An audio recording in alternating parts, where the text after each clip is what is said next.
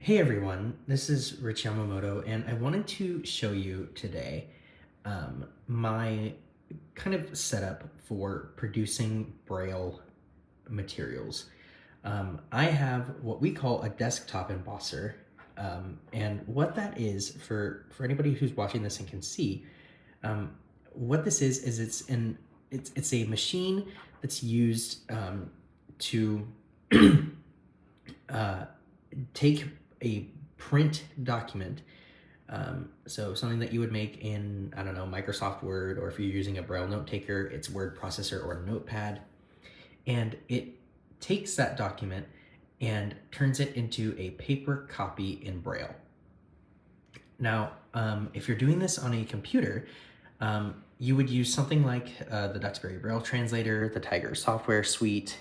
There are a few others that are out there. Braille Blaster, which I think is the software that comes with the APH Page Blaster from the American Printing House for the Blind. But I think it's kind of a companion program that comes with that. Either that or it's a different thing altogether. But either way, you use a program, generally speaking, to print your document into Braille. I use a rather older embosser, and it's old enough to where it can't be, you can use it on the network as a shared printer, but it always has to be connected to your computer to do that, I think.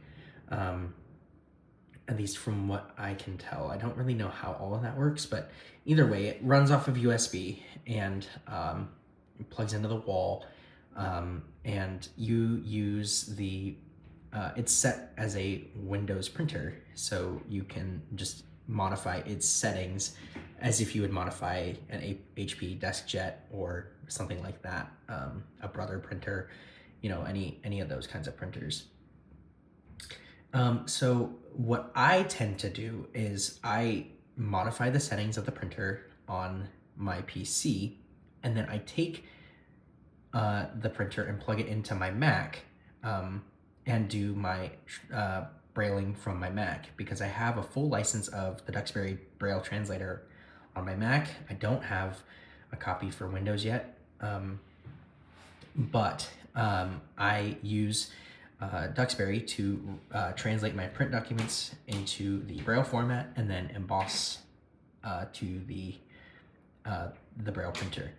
This Braille printer here is the View Plus Tiger Max, and it is, like I said, an older embosser that runs off of USB. It is an incredibly simple interface on this thing. It has the cancel button. So like the front panel, which I think I can get focused here. I think you can see this. It's 3 buttons, and going from left to right, you have the cancel button, and this cancels a job, which I've never gotten to work, or it clears all the warnings based on the audio beeps. So if I had a warning, I could just press cancel, and the triple beep means that it's ready to go. The up arrow is used to load and feed paper through. So if I press this up arrow,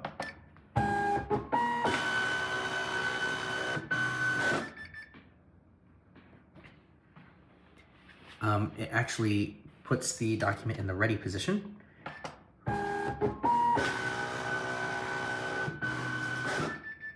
And then this down arrow here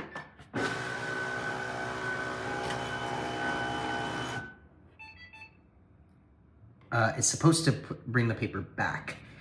In this case, it kind of jammed the paper a little bit, so I have to move it forward. So it goes back and then brings the paper forward, and it's ready to go. The triple beep, like I said, is meaning that it is ready to print. The beep sequences, according to the manual,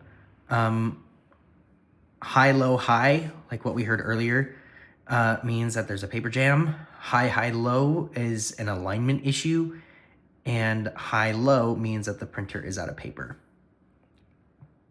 So now I think we're ready to print. So over here on my laptop, I have my Mac in front of me.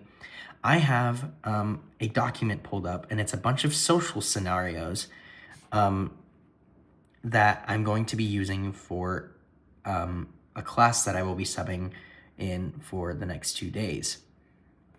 Or rather, next week on Tuesday and Wednesday. I'm recording this on a Saturday. So what I'm going to do, I'm already in Duxbury, and I'm going to set my phone up. I'm going to try and set it. I'm going to put the phone down on top of the printer, but you can still hear me, and I'm going to navigate over to my laptop, and I'm going to press the emboss command. It's going to ask me how many copies I want to print and the page range. So do I want to go through all the pages, the current page, or a selection, or Braille page numbers. So I'm gonna just print all because that's what I want, and I will press OK, and you're going to hear the following stuff. And fair warning, I'm holding the camera again. Fair warning, this is going to be loud, right? It's going to be very, very loud. I woke up a baby with this the other day in my apartment because the walls are paper thin and I was running it way too late at night. So I'm gonna press OK, and assuming everything is still working, you'll get an idea of what a print job sounds like. This is not your typical printer, so brace yourself. Social scenarios.txt, Braille document window, document. Print center launch background.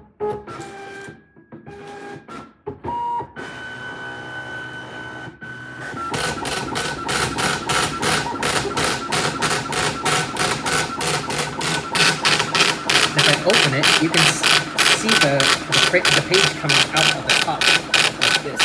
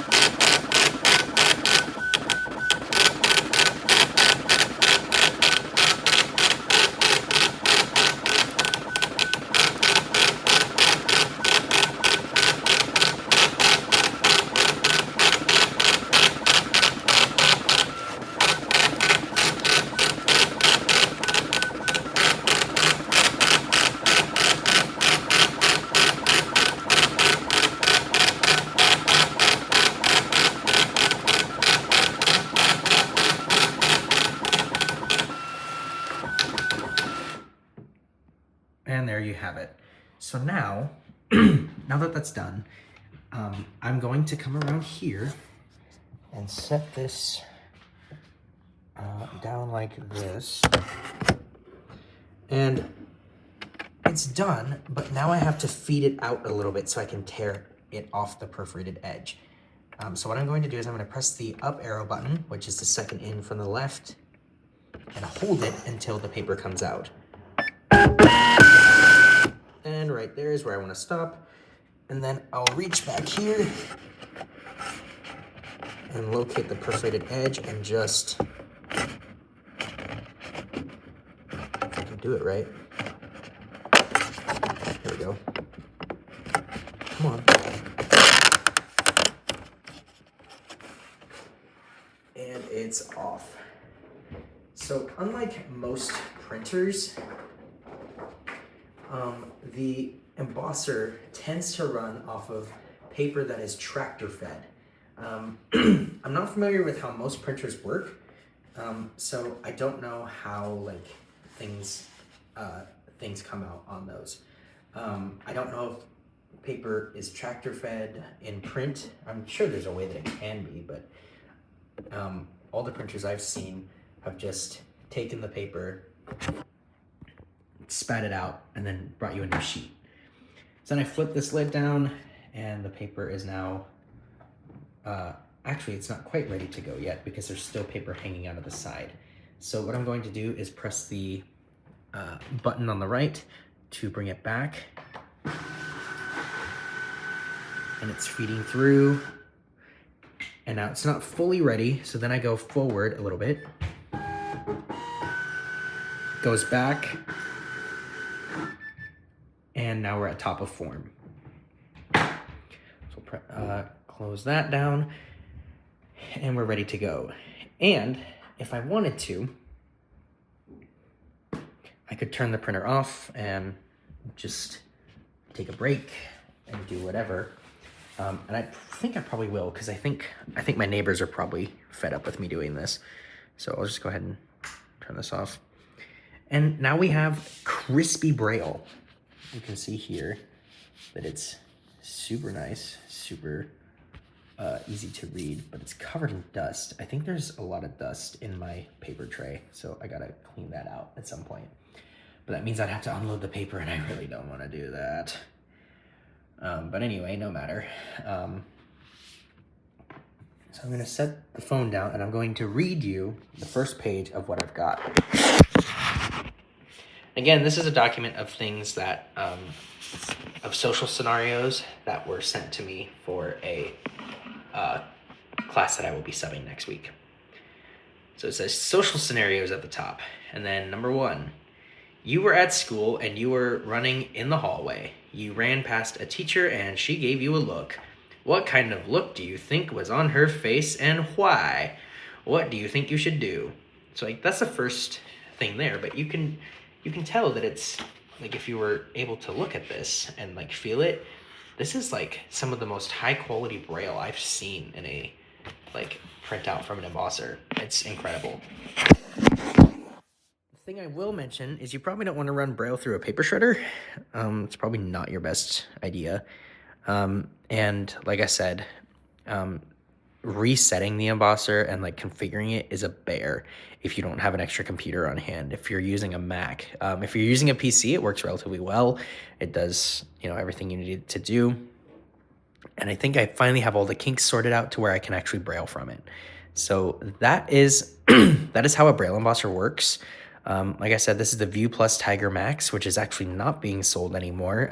They've migrated to this Tiger Rogue, I believe is what it's called. And my embossers that I'm familiar with are the Romeo 60, which is a Wi-Fi enabled embosser, so you could emboss it from anywhere in on the Wi-Fi network that you're on. It just connects over the internet, which is handy. The Juliet 120, I think, it's the opposite of Romeo. So it's got more features in that it can do double-sided brailing, so it can print on both sides. I don't know if this one can, if my Tiger embosser can, but it might be able to. That'd be kind of cool.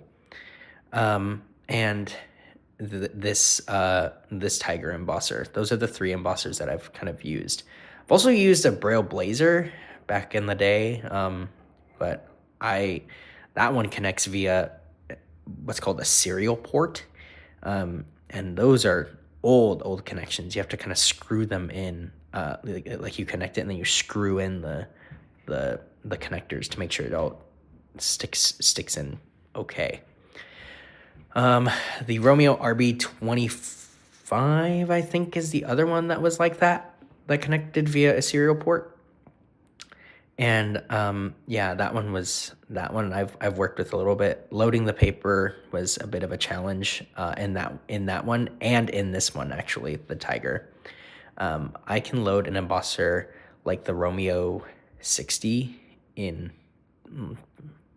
30 seconds probably. I think I finally figured out the science for loading that one. And yeah, that's pretty much it. That's kind of all I have. I just wanted to give you guys an idea of how brailing works on an embosser and kind of the things that my embosser can do. Mine can also do graphics, but I don't have any graphics here that I can test or feel comfortable testing or anything like that. I'm totally blind. I've never made graphics on a computer before that are meant to be tactile, but I know it can be done with this.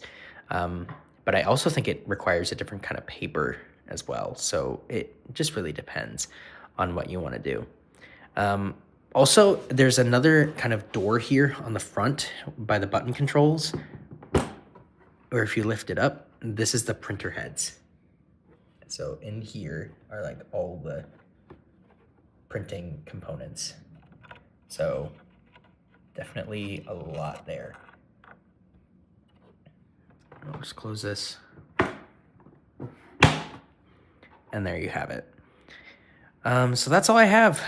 If you have any questions, feel free to leave them in the comments section and I will try to answer them the best I can. And yeah, thank you for watching and I will see you in the next video.